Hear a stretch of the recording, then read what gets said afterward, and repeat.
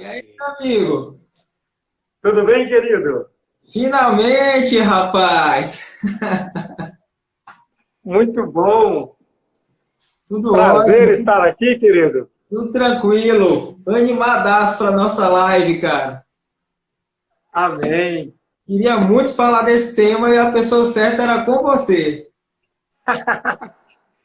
Vamos ver se a gente dá conta, né? Vamos lá, vamos lá. Agradecer aqui o Ian Tavares, a Ana Paula, Matheus Lima, a galera tá entrando aí.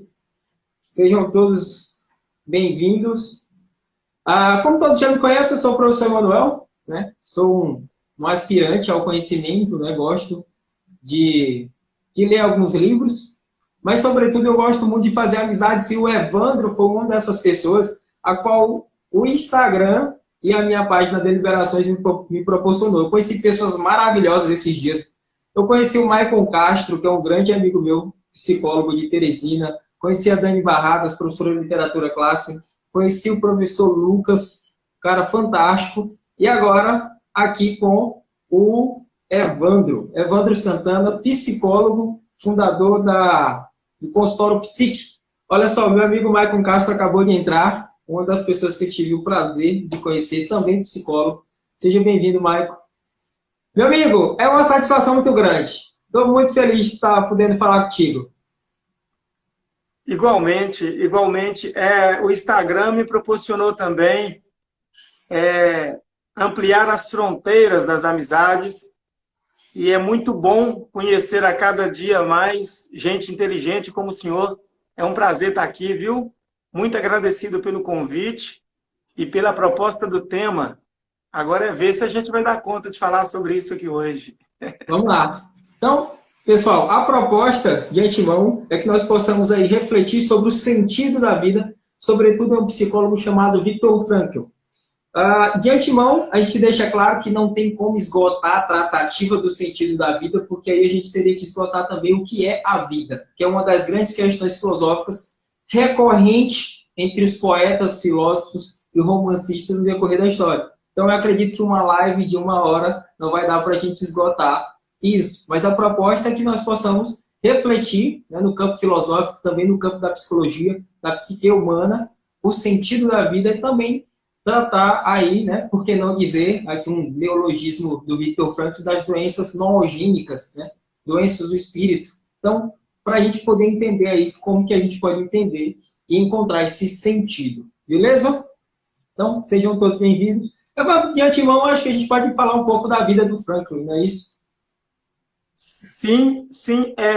Falar sobre o propósito da vida, né, Emanuel, é uma questão delicada porque vai depender da pessoa, da história da pessoa. E, pô, por que falar do Viktor Frankl? Já vou dar uma dica aqui. Primeiro, nós precisamos, para encontrar o nosso sentido de vida, nós precisamos ter bons exemplos. E uma vez que falta-se exemplo em nossa esfera, do nosso meio, da nossa realidade, por que não buscar os grandes exemplos na história da humanidade? E Viktor Frankl é esta persona, é esta pessoa que representa e tem, como se diz, propriedade para defender esse tema. Por quê? Perfeito. A teoria de Viktor Frankl é uma teoria construída e tirada da realidade. Toda boa teoria, ela sai da realidade e não o contrário. Né? Perfeito. Teorias vazias, como diz o Olavo de Carvalho, né? Construída num escritório luxuoso de Viena, não é boa teoria. Passa de uma paralaxe cognitiva. Pois é. Então, vamos lá, pessoal. Agradeço aí a presença de todos. Vamos começar. Então, Viktor Frankl é um grande homem que deve ser seguido como exemplo, uma vez, se alguma vez falta esse exemplo em nossa realidade. E eu acho que nós devemos começar por aqui, Emanuel. Tem uma passagem real na história do Viktor Frankl, que é o seguinte, você vai encontrar essa passagem aqui, o que não está escrito nos meus livros, é ele mesmo falando, é uma autobiografia, e ele relata o seguinte, que aos 27 anos de idade, aliás, aos 23 anos de idade, ele já tinha um certo desejo de exercitar a medicina nos Estados Unidos. Minto, desculpa.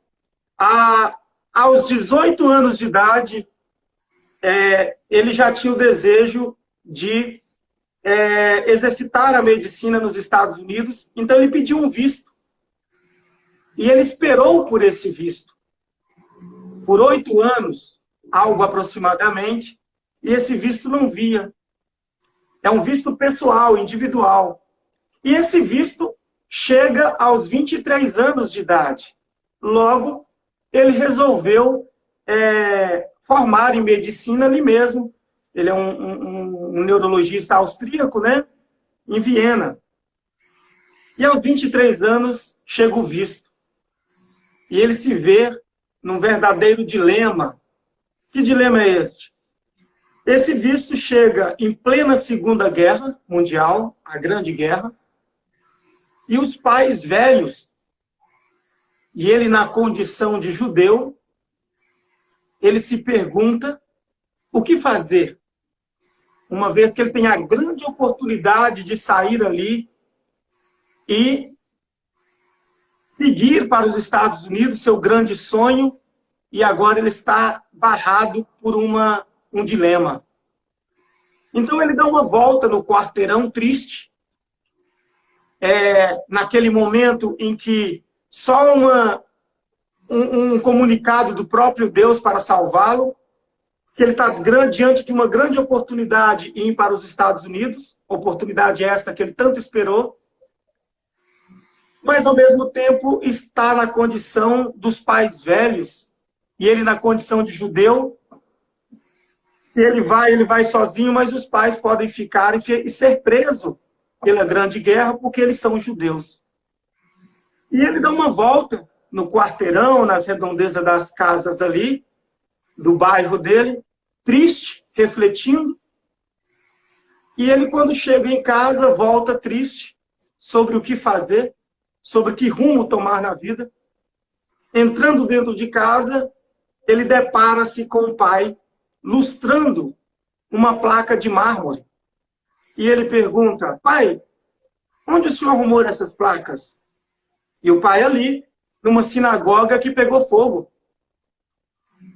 E ele, mas essa letra aí é em judaico, o que está escrito? E o pai falou assim, aqui é o 4º mandamento. Significa honrai pai e mãe para que seus dias se prolonguem sobre a terra. E ali,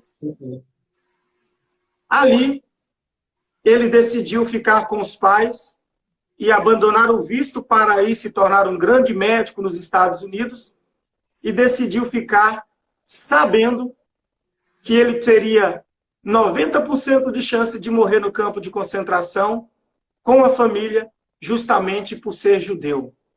Então, por aí, a gente já vê aí a grandeza deste homem. Tá? A gente vai extrair aí essa tratativa do sentido da vida, sobretudo naquilo que o Viktor Frankl viveu, naquilo que ele experimentou, naquilo que ele passou. Não são coisas que ele tirou da cabeça dele, né? Não são coisas que ele inventou. Então, acho que daí a gente já pode ver aí o primeiro resquício do que seria esse sentido da vida. Ou seja, me parece que através das experiências a gente encontra o sentido da vida. A gente não inventa ou cria o sentido da vida. Isso. Não é inventado. Não dá para você criar um sentido na vida dizendo assim, eu vou ser feliz. Não dá para você criar um sentido da vida dizendo para si, eu quero ser importante. Por quê? são perspectivas ou ideais abstratos. Não tem uma conotação na realidade. E o Viktor Frankl ele diz o seguinte: o homem pode suportar tudo, menos a falta de sentido da vida. Perfeito. E como que o Viktor Frankl percebe isso? No campo de concentração, ele passou por 4, eu lembro aqui só de 2, o Auschwitz e Dachau. Ele tem uma cena, isso é importante, tá, Emanuel? Ele está no campo de concentração como médico e ele lá tem uma condição. A cada 3 semanas de serviços forçados, você ganha 12 cigarros. Esta é a moeda de troca dentro do campo de concentração. Veja bem. E o primeiro serviço do Viktor Frankl era cavar um túnel com um balde, uma picareta e uma pá. A cada 3 semanas desses trabalhos forçados, você ganha 12 cigarros. E esses cigarros servem para você como moeda de troca. Você troca a troco de um papelão, você troca a troco de uma batata, uma sopa aguada, um pedaço de arame para amarrar as botinas que eles pegavam de mortos, que não tinham cadarços. E veja bem, o Viktor Frankl ali, dentro desta miséria humana, ele percebe que as pessoas que começavam a fumar seus cigarros compulsivamente não duravam 48 horas, 2 dias. Elas morriam. E ele começa a notar em pedaços de papéis, em cotocos de lápis, o porquê daquilo. Ele começa a se perguntar aquilo. Por que essas pessoas morrem e começam compulsivamente a fumar seu cigarro? E aí, ele, com o tempo, ficou 3 anos no campo de concentração. Nesses 3 anos, ele descobriu que é porque as pessoas perdiam o propósito da vida. Aquelas pessoas que não tinham por que mais viver, não tinha alguém a quem amar, não tinham um projeto a construir, perdiam a esperança e começavam a consumir-se com os seus cigarros, que era a moeda de troca e de sobrevivência daquele lugar. Então, ele cita a máxima de Nietzsche, que diz o seguinte: quem tem um porquê viver, suporta todo como. Então, à medida que as pessoas começavam a consumir de cigarro, eles perdiam a esperança ou o propósito de vida. Então, por que é importante ter um propósito de vida? Porque se você não tem um propósito de vida, você vai morrer, sucumbir, entrar num estado de entropia existencial, porque você não tem um motivo para manter essa jornada tão árdua que se chama de vida. Perfeito, meu amigo. Eu queria aqui elencar alguns comentadores do Viktor Frankl. Diz que ele se destaca por 3 características daquilo que a gente pode medir o ser humano, né? E nisso você acabou de falar, acho que se encaixa perfeitamente, né? A primeira categoria seria a inteligência. O Frankl era um cara notável, não é isso? A segunda era a coragem, por tudo que ele passou no centro de concentração. E a terceira, que para mim talvez seja a mais importante, era a capacidade que o Viktor Frankl tinha de amar o próximo, de se preocupar com o próximo, de se doar ao próximo. Não é à toa, né, que ele era psicólogo, né, que ele é responsável por cuidar da psique humana, né, de cuidar da saúde mental dos outros. E nisso eu acho interessante, porque essa ideia de amar o próximo significa que ele está olhando para algo além e maior do que ele mesmo. Ele se percebe como participante de um conjunto onde tem outras pessoas e que essas outras pessoas precisam de ajuda. E ele, ao enxergar o que elas não enxergam, ele se coloca a ajudá-las. Tanto é que há algumas frases atribuídas a ele que ele fala: o sentido da minha vida é fazer com que as outras pessoas encontrem seu sentido. né? Ou seja, ele é alguém que não está fechado em si mesmo, é alguém que não está isolado em si mesmo. Então, eu acho que essa terceira categoria de amar o próximo é muito interessante. E aí a gente pensa, um cara que viveu quase 3 anos no centro de concentração, vivendo sobre situações sobre-humanas, né? A gente pode até tecer uma imaginação do que seria o centro de concentração baseado na literatura, mas a gente jamais vai ter, né, a experiência empírica, apenas imagética, do que ele sofreu. E a gente para pensar, quando os que não tinham propósito, como você bem falou, aqueles que não tinham um sentido de vida, algo que transcendesse eles mesmos, eram os primeiros a se desvair nas primeiras dificuldades.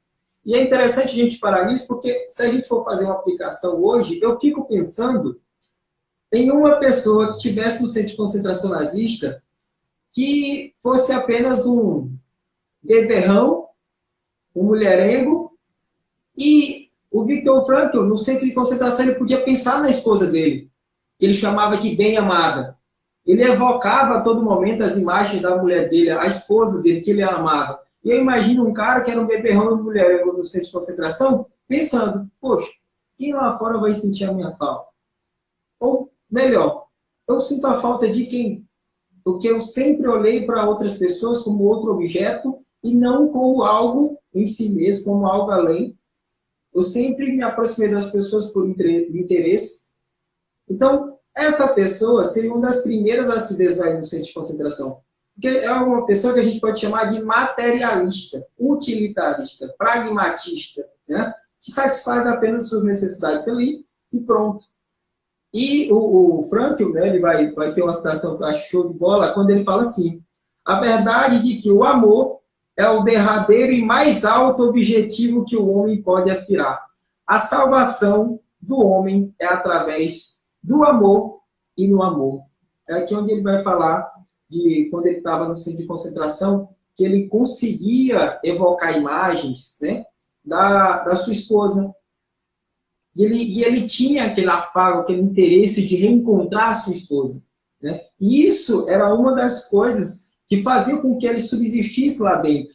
Além da sua fé, além da sua vocação, que ele já tinha em mente a sua vocação, e além, né, sobretudo, a sua esposa. E é interessante isso que, quando nós nos alimentamos de laços, de boas relações, do amor, do afago, daquelas coisas que não são meramente materiais, a gente consegue criar uma base sólida para contemplar a vida. E a gente contempla a vida de uma ótica totalmente diferente. É como Sim. desenvolver aquela sensibilidade para você contemplar um sorriso no outro, contemplar o pôr do sol, e você tem tudo que eu preciso aqui. Ontem mesmo eu assisti uma obra de ficção que ganhou o Prêmio Nobel de animação, uma obra japonesa. E tem uma cena que é muito simbólica, né? Que é uma das personagens com a mão cheia de ouro, vai entregar o ouro para Chihiro, que é a personagem principal da animação, e ela fala assim, eu não preciso disso, isso é muito, eu não preciso de tudo isso. Então a gente começa a perceber aí que o muito materialmente é quase nada comparado àquilo que nós precisamos alimentar, né? Aquilo que nós precisamos do espírito. E aí é onde entra o conceito de doenças noogênicas do Viktor Frankl. Foi onde ele percebeu que aquelas pessoas que se pautam apenas necessidades materiais, elas cometem um erro muito grande. Porque as doenças psíquicas, noogênicas, ou do espírito, né, digamos assim, e aí onde ele diz, né, olha, o ser humano pode superar muita coisa, menos a falta de sentido. Sim. Grato aí o Juniel pelo comentário, o Maicon. E o André Cenas. O André Cenas fez uma pergunta aí, que foi a seguinte: se poderíamos considerar o Frankl como altruísta. O altruísmo é se colocar no lugar do outro, né? Não sei se caberia, mas eu vou tentar responder de outra forma, André. Creio que é esse, André Cenas.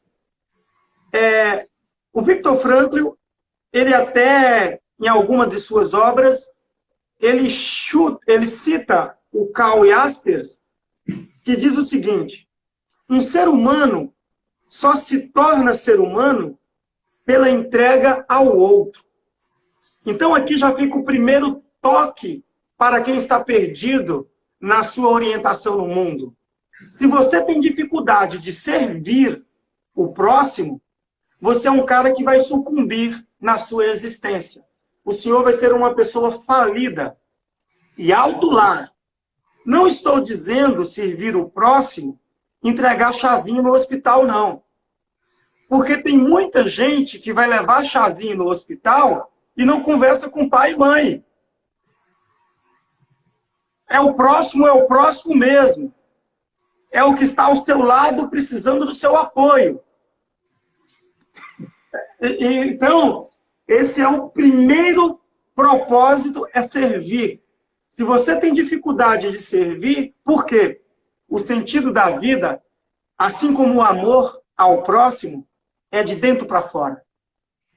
Não é essa sociedade egoísta na qual primeiro eu, segundo eu, terceiro eu. Não, essas pessoas estão falidas, elas são narcisistas. E toda pessoa narcisista, ela está encerrada fora de si mesma, ou encerrada dentro de si mesma, a ponto de não enxergar um palmo do seu nariz, e vão se tornar essas pessoas vitimitas, frágeis, porque ela não sabe servir. Lembrando que servir é a pré-condição de fortalecer a sua personalidade. Então, toda pessoa que tem dificuldade de servir, ela é uma pessoa por natureza, aliás, não por natureza, ela é fraca porque ela está agindo contra a sua natureza. Eu diria que é da natureza do homem servir, ajudar. Então, essa é a condição. Só que esse homem, para servir, é o que Viktor Frankl fez, ele tinha um motivo para persistir ali, que era a mulher, como o senhor falou, escrever as suas obras. Então, tendo esse motivo, faz com que eu tenha força para auxiliar alguém. Porque uma pessoa que não tem um motivo, até porque, para você ter um motivo, esse motivo ele tem que ser transcendental, ou seja, tem que transcender a sua pessoa, ir além de si. Então, se você não tem um propósito que vai além de si mesmo, você está falido. Então, você não tem condições de ajudar alguém. Então, até porque quando você nega servir o mundo, você entra nessa falência que o Viktor Frankl fala que não é só um problema psicológico ou físico. Você entra nessa doença do espírito, que é a neurose noogênica. Nous, creio que vem do latim ou do grego, me corrija ali, que significa espírito. Tá? E aí, ele vai dizer, ele vai criar a logoterapia, que significa terapia do sentido, ou a terapia do discurso. E o que é a logoterapia? É o seguinte, é um conjunto de esquemas lógicos usado para desmontar os subterfúgios com que a mente doentia procura iludir a questão decisiva a buscar o sentido. Então, calma lá. O que é isso? A mente doentia que usa subterfúgios, desculpas para fugir de suas responsabilidades. Então, querer ser alguém é muito abstrato. Então, você tem que fazer uma pergunta. Você quer ser alguém em quê? Às vezes, você quer ser astronauta, mas o senhor é um gari e tem uma família para cuidar. Então, o simples fato de você se submeter à condição de aceitar a sua condição de gari e entender que o propósito maior da sua vida é servir o senso de dever, que é sustentar a sua família, Perfeito. Aí sim você começa a encontrar o horizonte da sua vida. Por quê? Porque no momento que você se coloca na condição de subserviência ao dever, aquilo te fortalece e você se torna pessoa. Pessoa é uma característica da personalidade que é singular. E aí, né, ser um astronauta é muito fácil. Qualquer um pode. Agora, usar de desculpa para fugir da responsabilidade, qualquer idiota faz isso. Eu me lembro aqui do filme, do livro Orégenes Lessa. Orégenes Lessa tem um filme, um livro, que chama O Feijão e o Sonho. Olha aqui o subterfúgio. O Feijão e o Sonho é uma analogia que o Orégenes Lessa faz, que é um casal, a mulher tem 4 filhos e casada com um professor de filosofia que se diz intelectual. E ele não trabalha, vive por conta de filosofar, e ele então é o sonho. A mulher é o feijão, por quê? Ela que se sacrifica, ela que se mata, ela que sustenta os meninos, e ele não leva R$1 para casa porque ele é um grande filósofo. Ele não se dá o trabalho de cuidar da família. Então aqui nós temos uma pessoa sem sentido. Ela está perdida e se deleitando no campo da vaidade e vai fracassar na sua existência. Ela veio aqui para ser um peso na vida do outro. Ou seja, essa pessoa ela não sabe servir. Então hoje, por que a logoterapia é uma grande técnica psicoterápica para os tempos atuais? Uma das técnicas. Antes vem a tomista, Tomás de Aquino. Sim. Porque hoje, o que tem sido esse grande número de suicídio atualmente, principalmente de pessoas jovens, é justamente porque elas acreditam que o sentido da vida é ser feliz, é ser alguém. São de planos totalmente abstrativos. Então, o que a logoterapia faz? Traz você para a realidade e chama você para o senso de dever. E é só a partir daí que você começa a sair do auto-engano e encarar que o sentido está na responsabilidade que você tem para com a vida e entender que a vida não te deve nada. E que um gari, ele pode ter um sentido muito mais amplo na vida do que um artista global, cheirador de pó, que só sobrevive de aplausos alheios. Porque no dia que ele não tiver um aplauso alheio, ele está fudido na vida. Perfeito. Falei demais. Vamos lá. Concordo, meu amigo, com tudo. Perfeito. O Evan Goffman tem uma obra, A Representação do Eu, né, na vida cotidiana. E eu acredito que isso se perpassa bem, né? Esse exemplo que você deu do Orégenes Lessa, do feijão e o sonho, nessa questão da pessoa se devagar.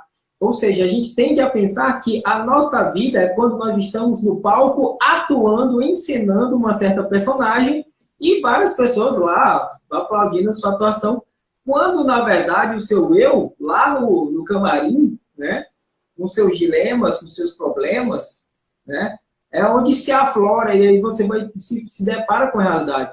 Eu acho interessante uma máxima atribuída aos comentadores do Frankl, é quando ele disse assim, na psicanálise o paciente senta para dizer aquilo que não quer. Na logoterapia, em frente ao logoterapeuta, ele vai ter que ouvir aquilo que não quer. Ou seja, ele vai ser confrontado com a logoterapia. E é essa a ideia do sentido da vida. É que a gente possa entender que para o Viktor Frankl, o sentido da vida é uma verdade ontológica. Ou seja, o sentido da vida não é uma construção social, não é uma construção cultural. O sentido da vida, ele é dado na própria realidade. Ele é ontológico, ser. E a gente tem que descobrir esse sentido e não criar esse sentido, como o filósofo lá que estava lá, não, eu sou um grande filósofo, queria lá na cabeça dele completamente descolado da realidade e fica lá. Não, porque eu sou isso, porque eu sou aquilo, eu sou um grande filósofo, isso, aquilo, outro. Meu amigo, tem o senso de dever, né? tenha o senso de dever, seja homem, né? Comece a agir, faça alguma coisa no mundo concreto, saia do mundo dessa paralaxe cognitiva, né? Então, a logoterapia ela vai justamente nos confrontar, né, com essas pequenas elucubrações mentais que a gente faz, né, ou subterfúgio, como você bem citou, que o paciente vai criar para justificar aquilo que está na cabeça dele. Né? E aí, bem no início, quando você contou de toda a experiência do Viktor Frankl no campo de concentração, eu me arremeto ao Aristóteles na obra De Anima, né, da alma, onde ele fala que todo conhecimento vem pela percepção, vem pelos sentidos. Né? Então, passa pelos sentidos. E aí a gente começa, né, o processo de intelecção. Então, acontece que, devido a esse descolamento da realidade, as pessoas começam a criar mundos de fantasia. Então, acho que a primeira coisa para que a gente possa encontrar o sentido da vida é enfrentar a vida como ela é. Sim. É se ater à realidade. É ter um senso de dever. E um amigo tinha perguntado se o Viktor Frankl era bem altruísta, né? E aqui bem eu tinha citado uma das 3 qualidades louváveis, se você um dia for querer medir um ser humano, né? For medir o homem, quando eu falo homem, eu falo no ser humano em geral, seria a inteligência, né? A coragem e o amor ao próximo. E essa terceira qualidade, amor ao próximo, nos arremete ao altruísmo que sim, o Viktor Frankl teve. Olha o legado que ele deixou para nós. Olha o legado que ele deixou para nós. Ele deixou uma vasta produção que até hoje ajuda milhares e milhares de pessoas. Então, você diz que altruísta, sim, tinha um senso de dever? Sim. Agora, o mais interessante é que, ao contrário do filósofo que ficava no quarto lá na escrivania, criando suas teorias a partir do vento, o Viktor Frankl, ele viveu, ele passou por cada dilema que ele está dizendo para você. Ele não criou na cabeça dele e foi dizer para vocês, não. Ele passou por aquilo ali. E ele está te dizendo, olha, é o seguinte, é assim, e a gente tem que enfrentar de frente a situação. Beleza? Tem outras perguntas aí também estou falando demais. Sim. Eu falei. Tá ótimo, tá ótimo. Olha, querido, tem 2 colocações aí. Se o senhor puder voltar às 2 perguntas anteriores aí, que eu perdi, acho que foi o Júnior, que fala sobre bens materiais. Acho que o sentido da vida está na construção de uma carreira e bens materiais. Isso. Sim, e o outro sobre o Instagram. Tem aqui uma do Ian, isso é bem exemplificado aqui mesmo no Instagram. Pessoas ensinando uma falsa felicidade a cada público. Perfeito. Vou responder assim, refletir sobre essas 2 colocações muito bacanas. Agradeço, meninos, pela participação. O tirano pior que o Hitler, olha isso, tanto que é pesado. Sim. O tirano pior que o Hitler é o sentimento de viver uma vida fútil e absurda. Perfeito. Então, isso já é uma própria condição do espírito. É um problema de onde a pessoa ela está no campo da vaidade. Ela é narcisista, ela só quer se mostrar. Ela quer ganhar likes. Então, essa pessoa é pior do que o Hitler. Porque ela está tomada de futilidade. Vou te dar um exemplo. O Viktor Frankl ficou 3 anos transitando em 4 campos de concentrações. E uma das experiências terríveis é que ele viu gente comer outras pessoas. Né? E depois de 3 anos que ele foi solto, foi liberto, ele sentado na mesa de jantar e as pessoas conversando sobre novela. E ele percebe, essas pessoas elas não têm noção da realidade. Então, esse ato de futilidade é uma forma de você alimentar e empobrecer o seu espírito e fraquejar enquanto pessoa. E aí, já estou transitando para a primeira colocação, que é, e os bens materiais? Olha, querido, não tem problema você conquistar bens materiais. Não tem problema você focar num projeto da sua vida. Vou te dar um exemplo pessoal. Eu estava no fórum, um belo dia, e um colega meu falou assim, Evandro, você vota em mim? E eu falei assim, voto? Qual é a sua proposta? Não, a minha proposta é que eu quero ser vereador e tudo, e eu não vou querer receber salário algum. Eu vou dar tudo para uma entidade. Eu falei, já não tem meu voto. Por que não? Se eu sou, por exemplo, um cara que adora arte, eu sou vereador, tá? E preciso instaurar e melhorar a cultura da minha cidade, certo?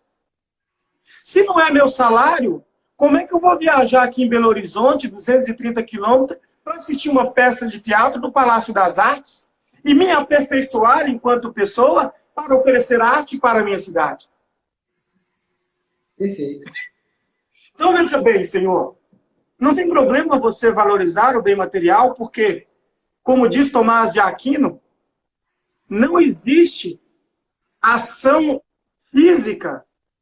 A alma, ela é incapaz de agir sem o corpo. Então, o meu trabalho, a minha relação com o mundo material, é uma escada para aperfeiçoamento e a estruturação da minha alma, da minha psique. Então, eu preciso do corpo.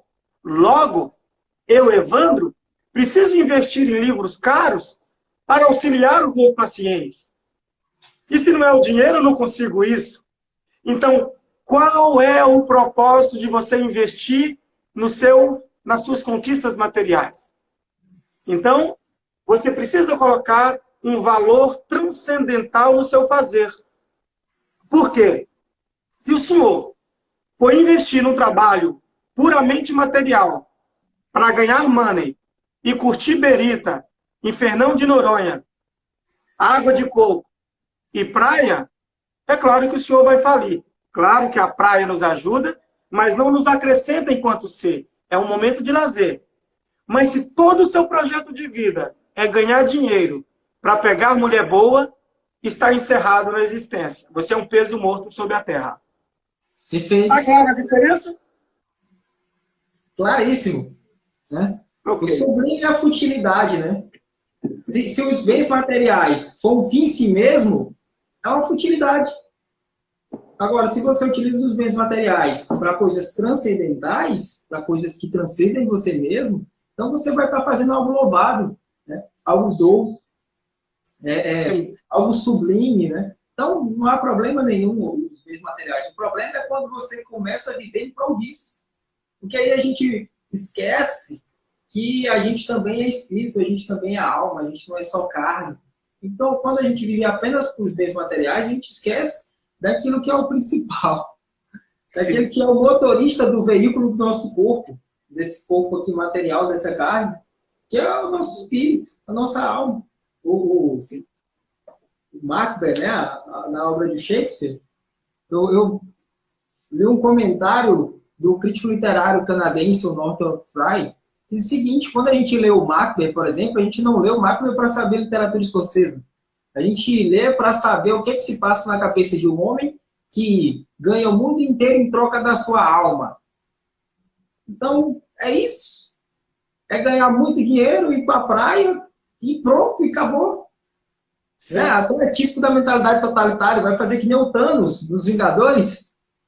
Não, qual o seu propósito, Thanos? É eliminar 50% da população. E depois, o que você vai fazer? Vou sentar e olhar para o sol. Sim. É isso. Sim. Sabe? Muito fútil. É o Jean Willis, né? Perguntou para o Jean Willis: se o mundo acabar amanhã, o que você faz? Ah, eu vou dar até morrer. Perfeito. É um exemplo. Vou usar droga até morrer. Perfeito. Tem 2 pontos aqui, Evandro. Desculpa aí. É interessante a gente discutir. Não, perfeito. Alguém que não pensou na família, simplesmente pensou, né, de uma forma hedonista, de satisfazer os próprios desejos, né, não pensou nas outras pessoas. Então, não tem, né, uma noção de serviço. Né? Mas 2 pontos que eu quero tocar aqui, que eu acho interessante, pessoal, é a questão do Viktor Frankl, quando ele vai dividir, né, a decisão pessoal e os fatos em torno, né? São dois pontos interessantes para a gente tocar, porque o Viktor Frankl, antes de adentrar no centro de concentração nazista, ele tinha tomado uma decisão, né? Ele tinha tomado a decisão de não deixar a alma dele se abalar pelo aquilo que ele iria passar lá, né? Ele ia tentar, ele tomou a decisão de manter essa alma dele íntegra e não também se abalar pelos carrascos do corpo, pela a alimentação que, se tivesse, era horrível, né? Com certeza era horrível, tortura e várias outras coisas. Então, esse é o ponto da logoterapia que eu acho interessantíssimo. Eu vou tentar exemplificar com o próprio exemplo do Frankl, né? Quando um paciente chega na clínica dele e esse paciente está arrasado, né? Porque ele perdeu a sua esposa, o amor da sua vida, né? E ele chega pro Frankl, né? Pro terapeuta, e, cara, eu não sei o que eu vou fazer da minha vida porque eu perdi a minha esposa é o amor da minha vida, né? Era o meu bem amado, o que eu vou fazer? E inteligentemente, o logoterapeuta, né, faria a seguinte pergunta: se fosse ao contrário, a sua esposa estaria sentindo a dor que você está sentindo. Como você acha que ela iria estar? Ele, nossa, ela iria estar mal. Ela está sentindo essa dor na alma que eu estou sentindo. E aí ele para e pensa, não quero que ela sinta isso. Olha isso, eu não quero que ela sinta isso. Eu prefiro estar sentindo isso, né? Eu prefiro estar sentindo. E eu entendo agora. Então o logoterapeuta faz com que ele se confronte e perceba. Olha, eu não queria que ela estivesse sofrendo assim. Né? Então ele já começa a pensar aí, né? Se confrontar com a realidade e ver que a realidade está lá. Ele não pode criar um subterfúgio mental para tentar aludir isso aí, porque está na realidade, é um dado. Ele vai fechar os olhos, abrir, a esposa dele vai estar lá. Né? Sim. Então, Isso é muito bom, Emanuel. E você já está dando doses aí da técnica terapêutica do Viktor Frankl, da logoterapia, que é ressignificar, muitas vezes, o seu sofrimento. Então, quando o marido fala assim, se eu tivesse morrido e ela tivesse ficado, ela ia estar sofrendo muito. Então, eu ter ficado, poupei ela desse sofrimento em vida. Então, ele ressignifica ali. E tanto que esse paciente, ele levanta, fica surpreso, né? Aperta a mão do Viktor Frankl, agradece, vai embora. E depois, satisfeito, elaborado, né? Digamos assim. Eu já quero aproveitar o ensejo e trazer algo aqui muito pertinente, que as pessoas ficam indecisas. E aí? Eu tenho parentes que falam de suicídio. Eu converso ou não? Uma das técnicas de Viktor Frankl, ela perguntar para a pessoa, se sua vida está ruim, por que você não se mata? Era uma pergunta, um confrontamento. E a pessoa falava assim, eu não me mato porque eu tenho isso e tenho aquilo.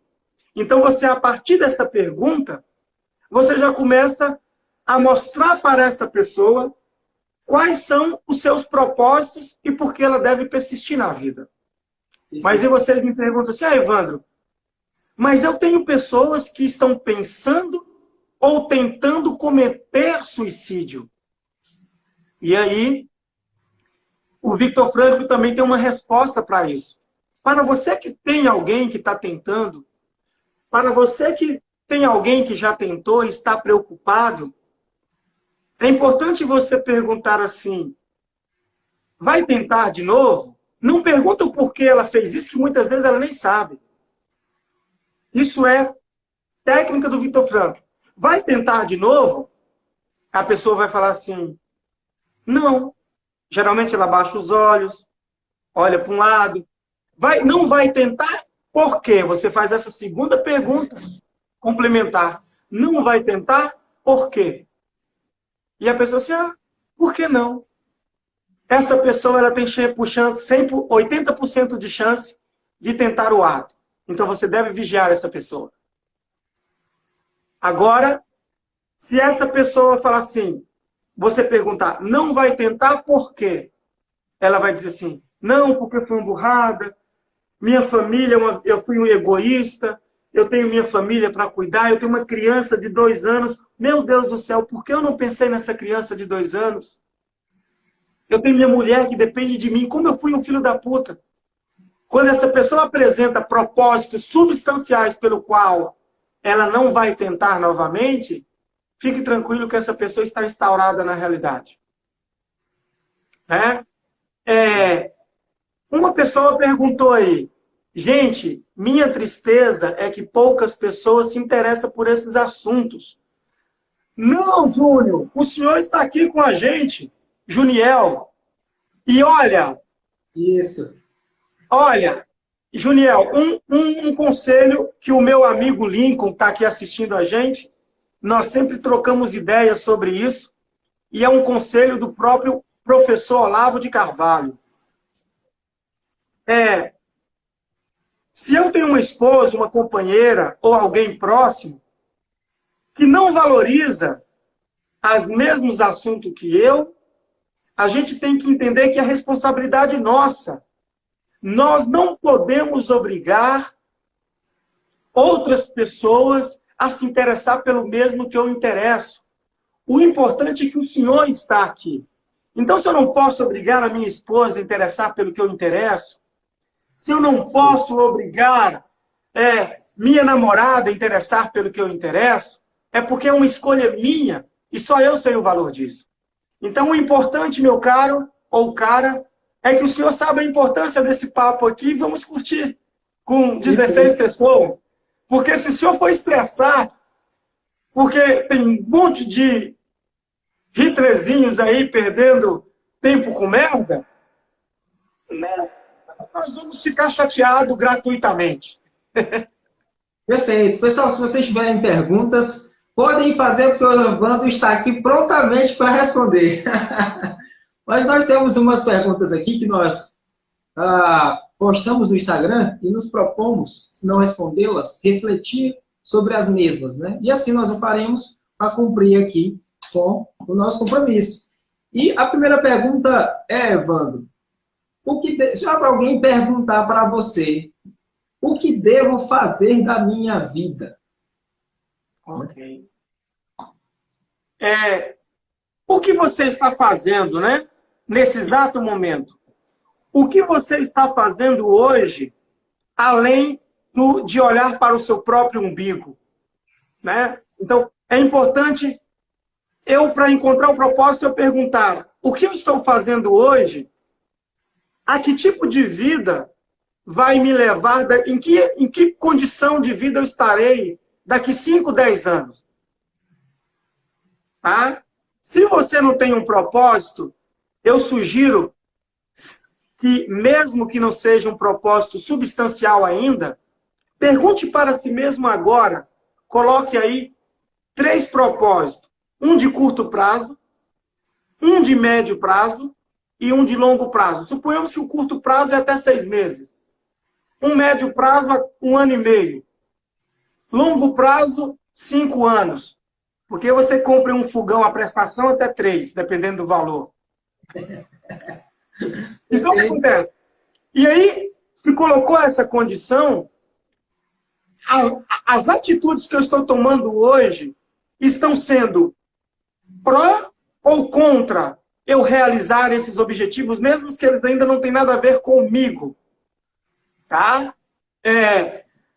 Uma característica é o que Viktor Frankl ele diz o seguinte, veja bem, o Viktor Frankl ele suspendeu o desejo dele de ir para os Estados Unidos para ficar. Então, vou dar um exemplo pessoal. Eu queria fazer filosofia. Eu tinha um propósito de fazer filosofia. Aí passei, não abri o turma, frustrado, vou fazer o que tem, psicologia.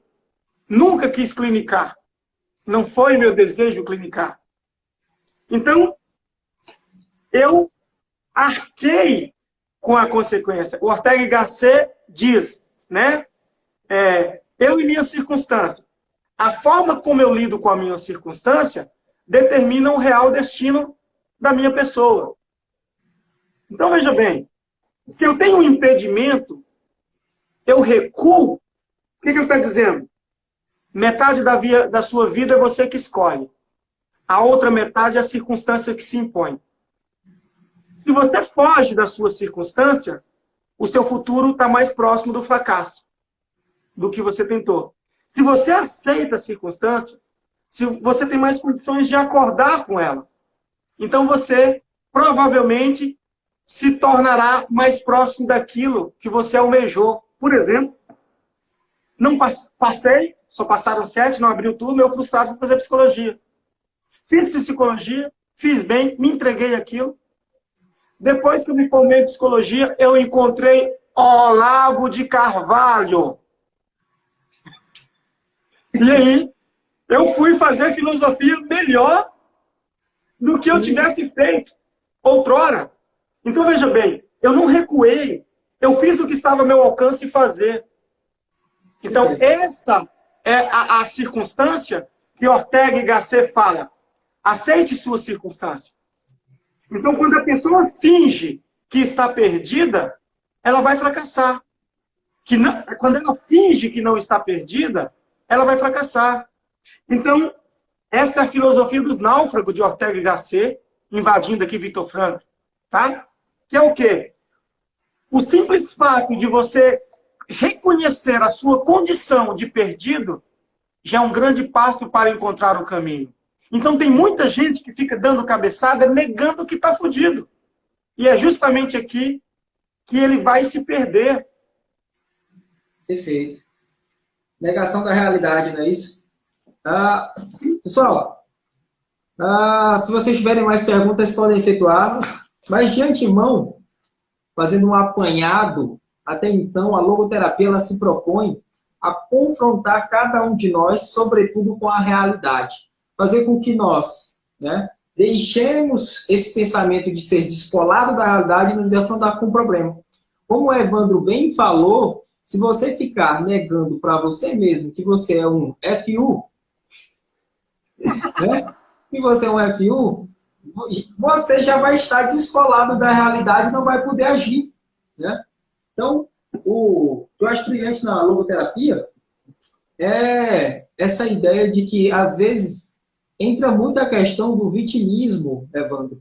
As pessoas, mas é por isso, mas é porque aquilo. Se tinha alguém que poderia ser vitimista, o nome desse cara se chama-se Viktor Frankl. É um cara que poderia estar, eu passei mais de 3 anos no centro de concentração, saí, a minha família já estava morta, lá eu ficava comendo lá um mingau de merda lá, uma sopinha lá, eu vi muitos dos amigos que eu fiz lá dentro morrer, eu vi coisas absurdas lá dentro. Era alguém que poderia ter pirado, perder a sanidade mental e querer explodir o mundo.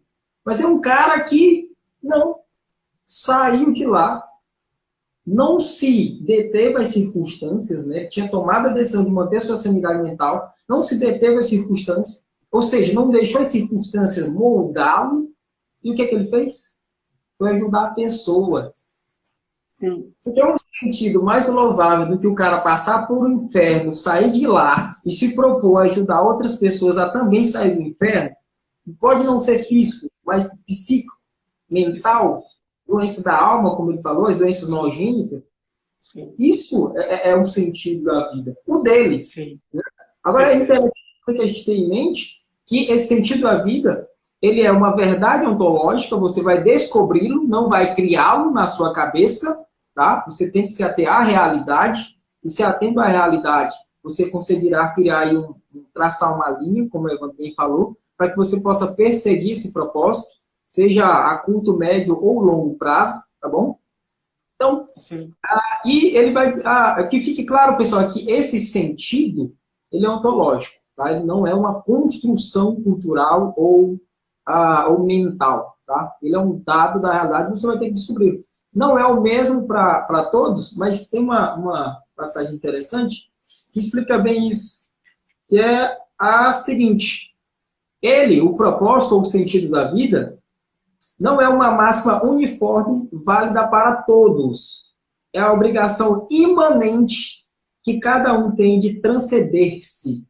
Ou seja, esse propósito, ele tem que ser descoberto e a missão de encontrar esse propósito é sua. O logoterapeuta vai lhe confrontar, vai lhe direcionar, mas você tem que transcender por você mesmo. Ninguém vai poder fazer isso por você. E eu acho que essa é a maior missão que a gente pode fazer hoje. É levar o indivíduo até o rio e dizer, ó, atravesse. Já lhe mostrei o caminho. Bora, pule, nade e atravesse. É pelo senso de dever, né, o Emanuel? Então pare de perguntar o que é a vida. Hã? Immanuel Kant. Você falou Kant. Entender que o que a vida pode esperar de mim e não o que a vida tem para me dar. Sirva ao mundo e pare de esperar. E o mundo é seu próximo, é sua mãe, é sua namorada, é seu irmão. Depois que você serve em casa, é que você começa a servir o vizinho. Depois que você serve o vizinho, é que você começa a servir seu bairro. Depois que você serve seu bairro, é que você vai servir a cidade. Depois que você dá conta de servir a cidade, você vai servir o país ou o estado. Agora o cabra, ele quer servir a cidade e não banca o pão com o irmão na casa, porra. Isso tudo antes de um quarto. Que ainda tem um quarto. Essa questão do vitimismo ela é importante pelo seguinte.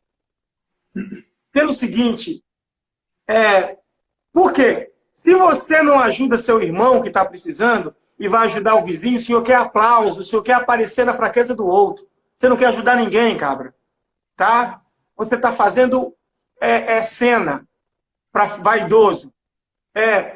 Então, sobre a questão do vitimismo, Dalrymple tem um livro, está em inglês, que ele vai falar de que tem algum tempo que a gente está diagnosticando vício com entorpecentes, álcool, maconha, qualquer tipo de entorpecente, como doença. E não é doença, é defeito de caráter. Então, nós podemos pegar aqui a condição do alcoolista, do usuário de droga, similar ao fumador de cigarro lá dentro do campo de concentração. Ele, ao invés de reagir diante da sua circunstância, ele abandona tudo fora e vai se anestesiar. Por quê? A nicotina, ela traz calma e sensação de tranquilidade. Então, ele desiste da vida e começa a se entorpecer. Por quê? Esse tipo de entorpecência, droga, cocaína, maconha, são aquelas pessoas que acreditam intimamente que elas não podem passar por sofrimento. Então ela foge da realidade achando que tem que viver no campo da anestesia constante. E geralmente, se você não consegue, e geralmente na logoterapia, você tem que auxiliar esse alcoolista, esse dependente químico, a colocar um propósito na sua vida. Se ele não coloca um propósito na vida, ele não abandona a droga. E ele está no processo de autodestruição constante. E o que está por trás disso é um estado de vitimismo, que não aparece. Tá? Perfeito. Evandro, pessoal, se vocês tiverem pergunta, podem fazer, mas vou fazer uma pergunta aqui para fechar. Eu acredito que o tempo... 15 segundos restantes. Só os agradecimentos finais. Meu amigo, muito obrigado. Show de bola demais deliberar com você. Vamos marcar uma próxima. Pessoal, obrigado. Satisfação, querido. Prazer pela companhia, pessoal.